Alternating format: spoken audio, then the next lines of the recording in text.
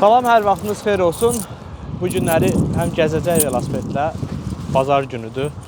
Çöldə demək olar insan yoxdur. Həm buraları görün, həm də söhbət edəcək. Buralar mənim bazar günləri ən çox gəzdiyim yerlərdir. Vanspeyl və s. kimi yerlər. Çünki çox maraqlıdır, çox qəşəngdir. Ümumiyyətlə günəşli havada daha yaxşı olur görüntüsü falan, amma hal-hazırda bilmirəm, buradan yuxarı qalxın deyəsən, ən yaxşısı olur. Birbaşa ana yola çıxarıq.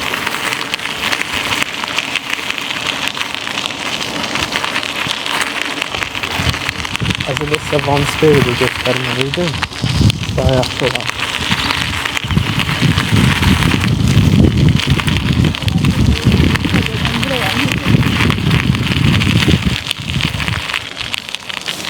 Həm də stolpa yaxdı registrasiya eləyim.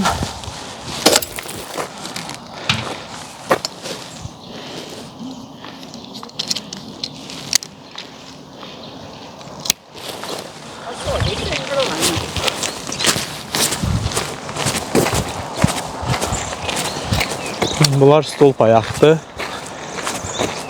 Bunları da registrasiya eləyirəm gəlmişkən. Burada evlərin demək olar %90'ının dizaynı belədir. Əslində bəzən təməl qoyulanda yerdən qaldırırlar taxtalarla və s. Daha sonra tikirlər evi ki, yerə təmas etməsin. Amma bizim kimi ikinci mərtəbədə qalanlara daha yaxşıdır. Çünki aşağıdakı evi isidəndə səni çox da isitmənə gərək olmur.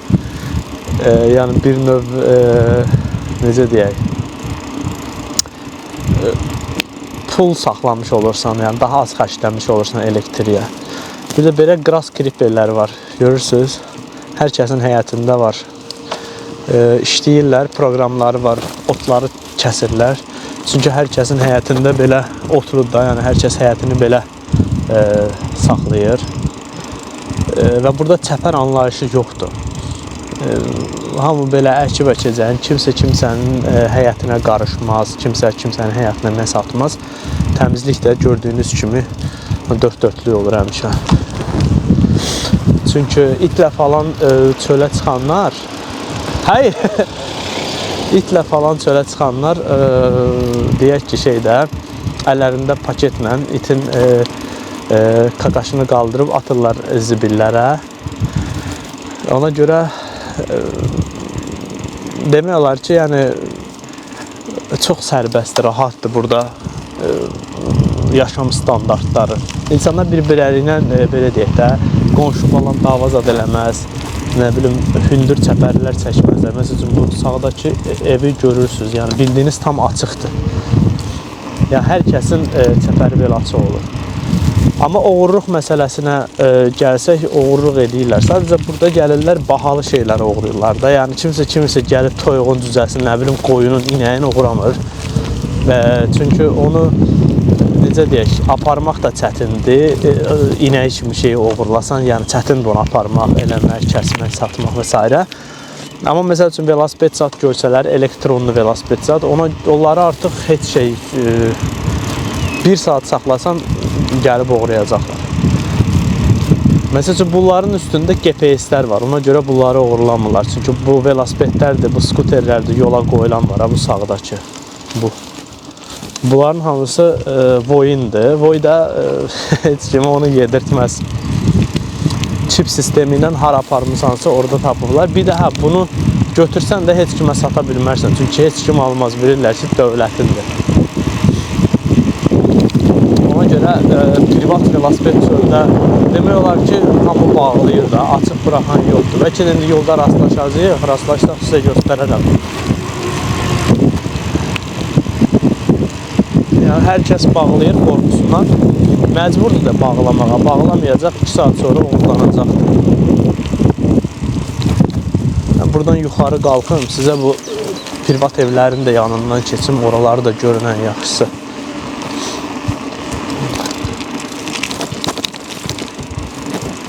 Bura bəzən deyirlər, Hüseyin, iş yeri zat, burası belə kənd kimi yerdir. Burada çox da belə iş yerləri yoxdur açıq. İndi təzəliklə McDonald's gəldi, nə bilim deyirlər, KFC də gələcəkdir. Onlar gələndə bəlkə işçiyə ehtiyac olar. Onlar da əlbəttə ki, daha çox 16-17 yaşlı uşaqları işlədirlər. Həm maaşları azdır, həm də ki, görüntü baxımından, servis baxımından, nə bilim elə şeylərdən dolayı fikirləşirlər ki, onları işlətmək daha yaxşıdır. Karyera planı zat falan filan var. Yəni onun üçün professional iş yeri üçün məncə Oslo, Bergen kimi yerlər daha perspektivlidir. Bugün mən artıq 2 saatdan çoxdur ki, çöldə velosiped sürürəm. Ona görə artıq yavaş-yavaş evə getmək vaxtıdır.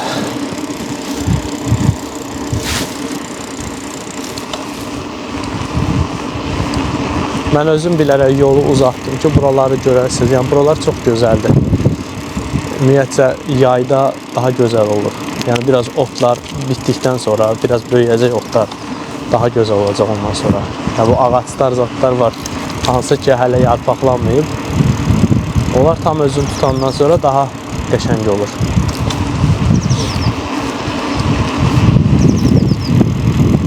Balıq tutmaq məsələsi də mən əslində balığa da gedəcəkdim. Bugün bu aralar bu şömat deyirlər də, laks-maks bunları ovlamağa icazə vermirlər. 10.000 krona yaxın cəzası var. Düzdür, indi gedib çox adam ovlanır orada. Mən də gedib ovlanaram. İnanırsınız bu aralar psixoloji durumum heç yerində deyil. Heç bir polislə üzgöz olmaq istəmirəm. Zaten biz səhər axşam onlarla qanlı bıçaqlayıq. Bir də gəlib balıq üstündə dava şava eləmək istəmirəm. Erməni radiosu kimi eyni şeyi təkrar edirlər, robot kimi.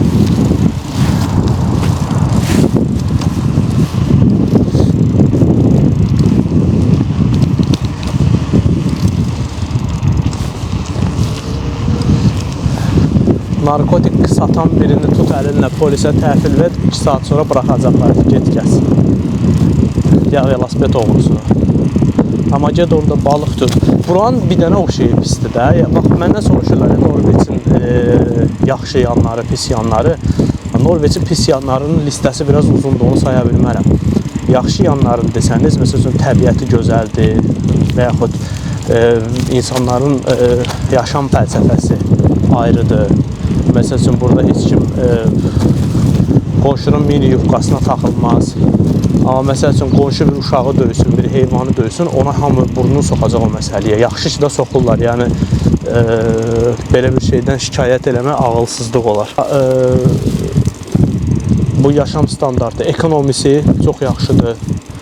Yəni, Norveçliyə belə yaxşı olmasa, kənardan gələnlərə yaxşıdır.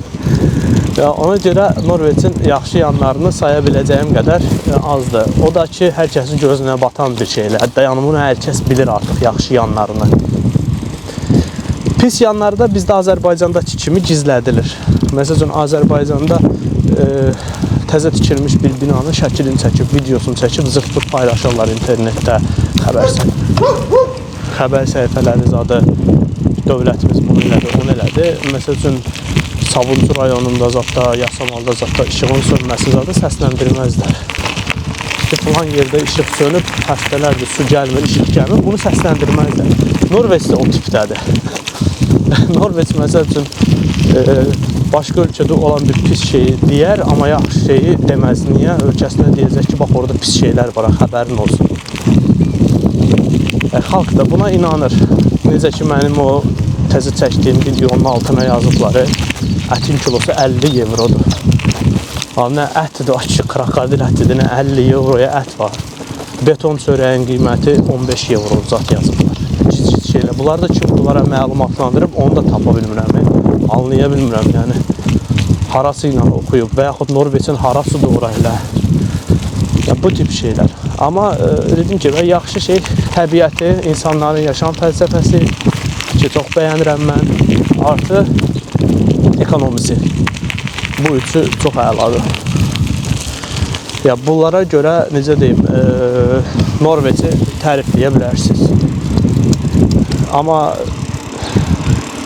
ay nə bilim çox xoşbəxtlər ki, bu qədər intihar sayı ilə antidepresan istifadə edən bir xalq haqqında çox xoşbəxtlər demək biraz gülməli çıxır. Və yaxud çox ucuzluqdur da deyə bilmirik, amma ətin kilosu 50 evrodur deyərək cəmaatla murtaşmağın da yeri yoxdur. Çünki hesablayanda həmişəki kimi maaşı da hesablamaq lazımdır. Sən maaşının yüzdə neçəsi ilə ət ala bilirsən 1 kilo. Norveçli maaşının yüzdə neçəsi ilə ət ala bilir 1 kilo. Məsəl üçün Norveçli 2 saat işləyəndə 1 kilo ət ala bilir. Sən 2 saat işləyəndə nə qədər, neçə kilo ət ala bilirsən, elə hesablayacaqsan. Yəni hesab elə olmalıdır. Orada bahadır. Bax, bizdə 10 manata olan şey Norveçdə 50 manatadır deyəndə deyirsən ki, yaxşı, sənin aldığın maaşla Norveçlinin aldığın maaşı müqayisə eləyək. O zaman artıq qalır belə. Qonşu davası ümumiyyətcə heç artıq 10 il olacaqdır Norveçdəyəm, görməmişəm. Yəni qonşu bir-birinə söyüş söysün, dava eləsin. Məncə biri məsəl üçün dəlliyi tutsa, söysə deyər bir qonşuya, böyük ehtimalla qonşu gülə-gülə girəcək evinin içinə, deyəcək yəqin ki, psixoloji durumunun zaten yerində deyil də. Çünki normal insan belə davranmaz deyib çıxıb gedəcək. Yəni elə bir şey olsa böyük ehtimalla gəlib polis gəlməz, amma xəstəxanadan psixoloqlar da gəlib aparar o insanı. Ya polis bulaşmaz o isə, çünki artıq o necə deyək, sağlıq məsələsi ki, bax, bunu mən çox sevirəm. Belə də olmalıdır məncə. Və yaxud sosial mediada insanlar fərqli yaşam fəlsəfəsi deyəndə mən onu deyirəm. Məsələn, sosial mediada bizdə 13-14 yaşlı bir uşaq deyək ki, keçən dəfə rəqs eləmişdi də. Bir dənə, biraz da tontiş uşaqdır. Allah saxlasın, yəni uşaqdır da uşaqdır. Nə deyəsən, adı üstündə uşaqdır. 14-15 yaşı var, ona söyüş zad yazıblar. Aha, qısacası uşaqlar. O uşağın rəqs etdiyi videonun altına bizim cəmiyyət ağzından çıxanı yazmışdı. Söyüşün biri 1 qəpikdən. Mən də fikirləşirəm, deyirəm ki, yəni bir uşağa, 14 yaşlı uşağa bu cürə şeylər yazan bir cəmiyyətdən cəmiyyət olarmı deyə sonra qərar verirəm ki, yox, məncə olmaz. Bunların toparlanması, bunların insan kimi davranması bundan sonra bir 50 il çəkər yəqin ki. Yəni şey kimi də təkamül kimi düşünün. Təkamül etməsi bir 50 il çəkər.